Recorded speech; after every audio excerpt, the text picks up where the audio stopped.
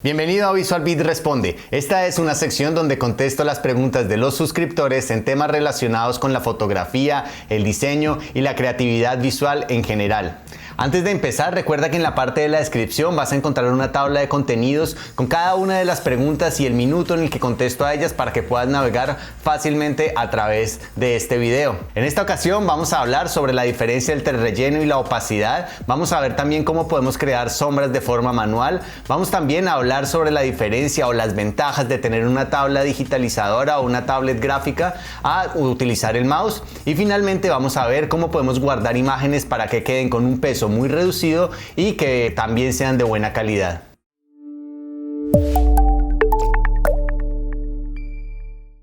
Muy bien, entonces iniciemos con la primera pregunta. Yo las tengo por acá anotadas.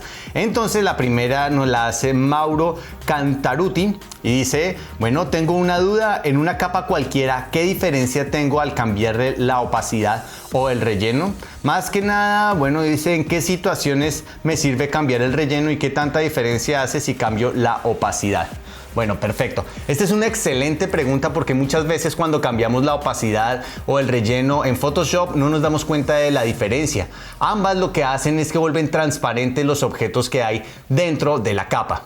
¿Vale? Pero entonces para ver la diferencia tenemos que entender primero qué hace cada una. Entonces, la opacidad lo que hace es que reduce la transparencia o no hace más transparente todos los objetos que hay dentro de la capa que tengamos seleccionados. En cambio, cuando cambiamos los valores del relleno, lo que hacemos es que volvemos transparente el objeto que hay dentro de nuestra capa, pero no los estilos gráficos que le hemos aplicado. Y bueno, si te estás preguntando qué son los estilos gráficos, pues son efectos que les podemos aplicar a las capas. Cuando le damos doble clic sobre una capa, nos aparecen ciertos efectos, como por ejemplo aplicarle una sombra paralela, un bisel. Bueno, hay muchos efectos que le podemos aplicar. Cuando los aplicamos de esta manera se conocen como estilos gráficos. Cuando nosotros cambiamos el relleno, lo que hace es que reduce la opacidad del objeto, pero mantiene los estilos gráficos. Es decir, si por ejemplo le colocamos una sombra en el estilo gráfico a una capa y reducimos todo lo que es el relleno, la imagen que tengamos en esa capa se va a volver totalmente transparente, pero la sombra se va a quedar allí. Listo, la sombra no va a tener ningún cambio. Entonces esta sería la diferencia entre las dos. Ahora, si nosotros por ejemplo tenemos una capa que no tiene estilos gráficos aplicados, pues va a ser lo mismo. Listo, si cambiamos la opacidad o el relleno, se va a volver transparente todo y no va a haber ningún cambio. Bueno, muy bien, vamos a pasar entonces a la siguiente pregunta. La tengo también por acá, nos la trae Joseph G, bueno, no sé cómo se pronunciará, pero bueno, me dice: me encanta el contenido de tu canal, muchas gracias. Quisiera saber si puedes explicar alguna técnica o consejo sobre el sombreado de los objetos de forma manual, o sea, con pinceles. Un saludo. Bueno, entonces, para hacer sombras de forma manual, lo que yo normalmente hago, bueno, hay muchas maneras, hay otros diseñadores que lo hacen de formas diferentes, pero lo que yo personalmente hago es que creo primero una capa nueva. A mí me gusta tener las sombras en una capa diferente por si más adelante tengo que hacer algún cambio. Entonces creo primero una capa nueva y utilizo el pincel. Los valores que siempre voy a tener presentes cuando utilizo el pincel son primero el color. Normalmente yo no utilizo un negro puro porque puede que no se adapte a la escena. Si de pronto la escena tiene rojos o azules o no sé, tal vez tiene algún tipo de tonalidad y utilizo un negro muy fuerte, pues entonces el cambio se va a ver bastante drástico y no se va a ver realista. Entonces lo que yo hago es que cojo algún color de una parte muy oscura de la misma imagen para empezar a aplicar lo que es la sombra. Después de que tengo elegido el color, pues entonces también voy a jugar con lo que es la dureza del pincel. Si nosotros nos fijamos, pues en la realidad la sombra, dependiendo cómo esté afectando la luz al objeto, va a ser más dura o más suave. Quiere decir que los bordes se van a difuminar un poquito. Entonces, dependiendo pues de la escena, de lo que esté trabajando, si la luz de pronto no es tan fuerte, no es tan intensa, pues voy a aumentar la dureza más para que los bordes de esa sombra se hagan un poquito más difuminados. Entonces la dureza es algo también con lo que estoy muy atento. Y también la opacidad del pincel. Yo suelo iniciar con una sombra muy ligera, ¿sí? Por ejemplo, un 20% de opacidad le doy al pincel y hago una sombra inicial muy ligera y después voy aumentando lo que es esa opacidad hasta llegar a una pues que sea bastante intensa. A medida que me voy acercando al objeto, voy haciendo que la sombra se vuelva más intensa y más fuerte. De esa manera pues voy a lograr que se vea más realista. También voy a jugar con lo que es el modo de fusión de la capa. Normalmente cuando termino de hacer la sombra, yo juego con los modos de fusión y miro cuál es el que queda mejor, cuál es el que me va a dar ese resultado más realista. Por lo general o en muchas ocasiones el modo de fusión multiplicar me funciona bien, pero pues como te digo, hay que probarlo con todas, saber cuál es la que mejor se adapta a esa escena que nosotros estamos trabajando. También al final lo que hago es jugar con la opacidad de la capa.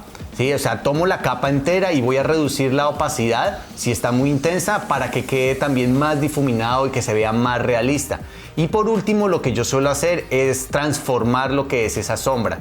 ¿Sí? Cuando termino le doy control o comando más T a la capa para poder transformar y después le doy clic derecho y busco la opción de deformar. Allí entonces voy a empezar a deformar esa sombra para que se adapte pues lo mejor posible a lo que yo me imagino, a lo que yo estoy intentando recrear. Bueno, y entonces esos son los valores y las características que yo tengo muy presentes al momento de crear una sombra. Bueno, vamos a pasar entonces a la siguiente pregunta. La siguiente pregunta nos la hace Andrés Rincón Alain. Dice que está comenzando en el mundo de la fotografía y el diseño gráfico, lo cual es genial. Y me dice, ¿qué me recomiendas usar? ¿El mouse del computador o una tabla óptica, lápiz óptico para así poder trabajar de manera más cómoda? Bueno, perfecto. Entonces tal vez para algunos que no estén muy familiarizados con lo que son las tablas gráficas, las tabletas gráficas, pues yo tengo una por acá, la voy a mostrar. Son estas tablas que nos permiten digitalizar o nosotros dibujamos y pasa al computador, a nuestra pantalla, lo que vayamos haciendo. Bueno, entonces para contestar a la pregunta, lo que necesitamos es primero saber a qué nos queremos enfocar. Si por ejemplo nos vamos a enfocar a lo que es la ilustración o el diseño de tipografías, una tableta digitalizadora, una tableta gráfica va a ser esencial, ¿no? Va a ser bastante útil y como te digo, para ilustrar, por ejemplo, si queremos hacer dibujo artístico, pues va a ser casi que necesario porque hacer trazos libres y trazos, digamos, precisos con un mouse, pues es difícil. No es imposible, he visto personas que hacen ilustraciones con el mouse increíbles, pero ciertamente va a requerir más trabajo o más tiempo que con una tabla gráfica. Ahora, si te vas a dedicar, por ejemplo, a lo que es la identidad corporativa o tal vez la señalética, pues tal vez no hagas tanto uso de la tableta digitalizadora o la tableta gráfica. Entonces, pues bueno, habría que tener eso primero presente. Sin embargo, independientemente de la rama en la que nos vayamos a enfocar, yo sí recomendaría tener una tabla gráfica porque hace muy fácil el trabajo y además es como más divertido.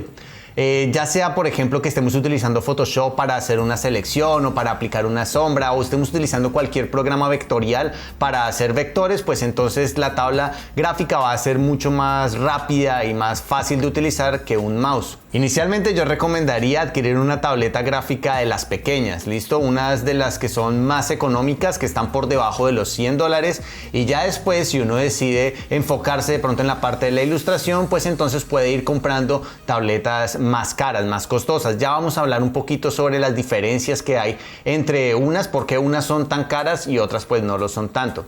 Pero bueno, antes de eso también quería mencionar lo que son las ventajas de la tabla digitalizadora, la tableta gráfica, con respecto a lo que es el mouse. Entonces, pues bueno, la primera, que es la más obvia y la más evidente, es la de los trazos, ¿no? Podemos hacer con una tabla gráfica trazos muy libres, trazos bastante orgánicos y darles más movimiento, más velocidad, cosa que sería mucho más complicado con un mouse.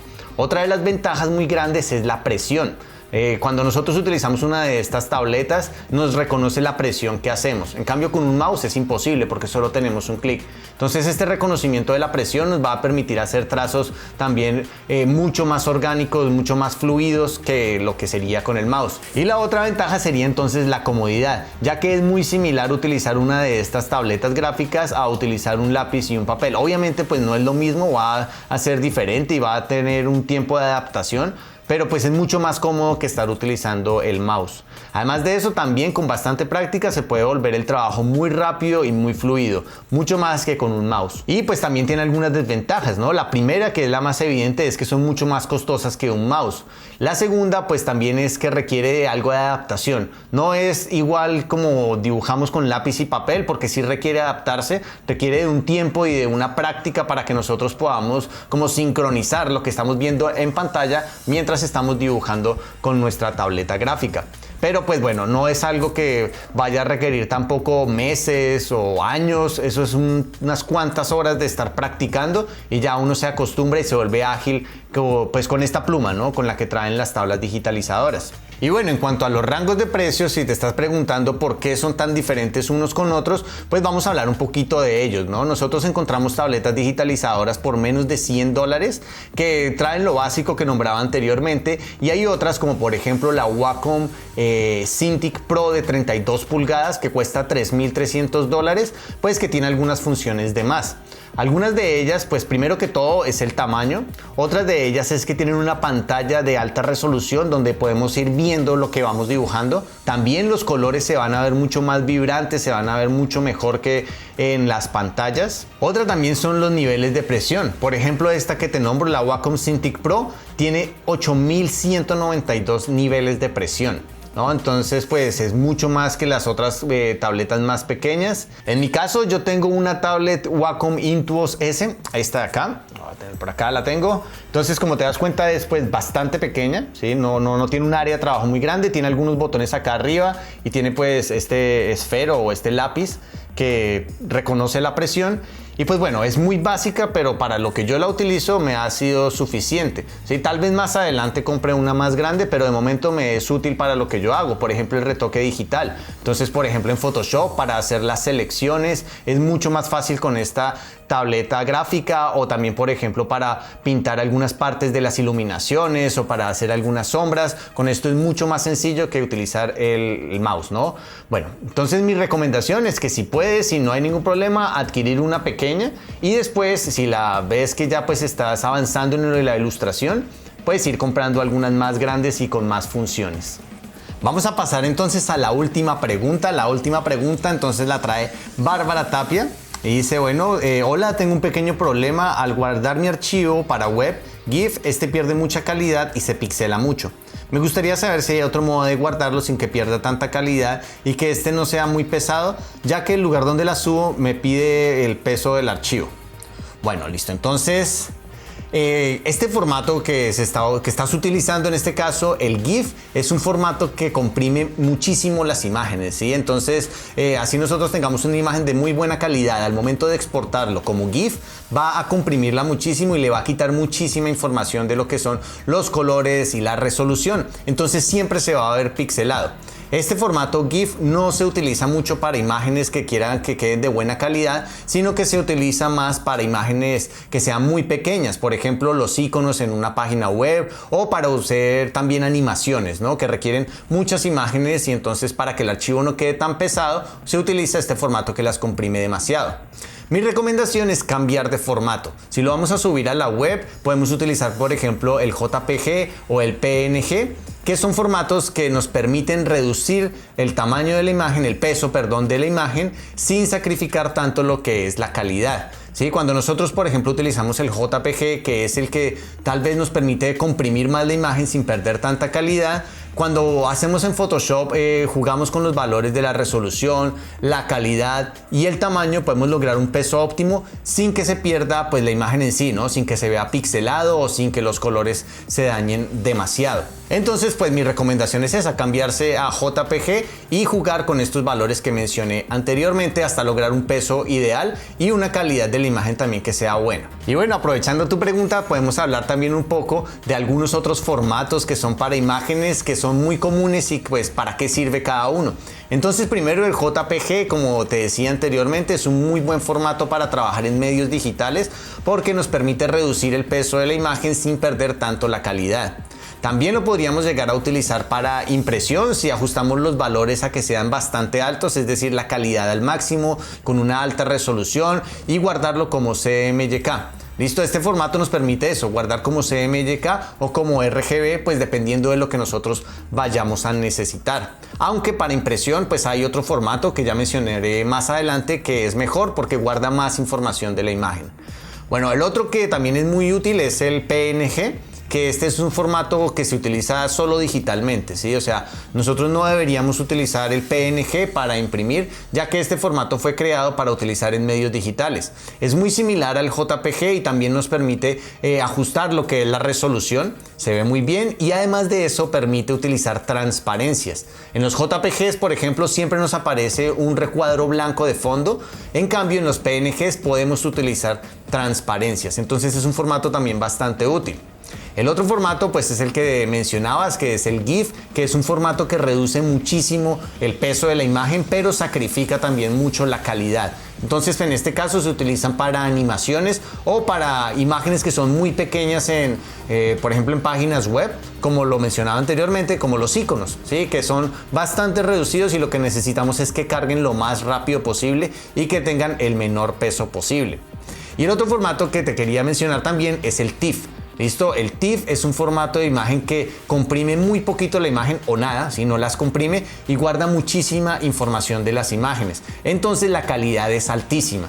También obviamente el peso va a ser bastante alto, entonces no nos serviría tal vez si queremos subirlo a nuestra página web o compartirlo por medios digitales. Este formato se utiliza más para impresión, porque como te decía, guarda mucha información de la imagen, la calidad es muy buena y queda el archivo bastante pesado.